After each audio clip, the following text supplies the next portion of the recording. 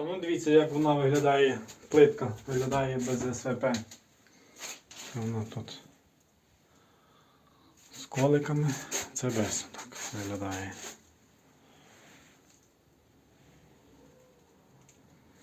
Ну, якщо чесно, то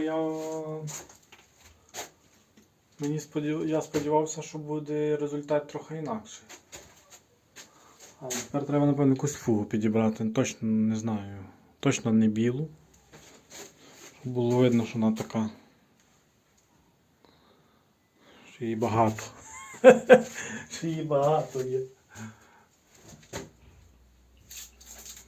Ну якось так. Просто біла плитка 20 на 20.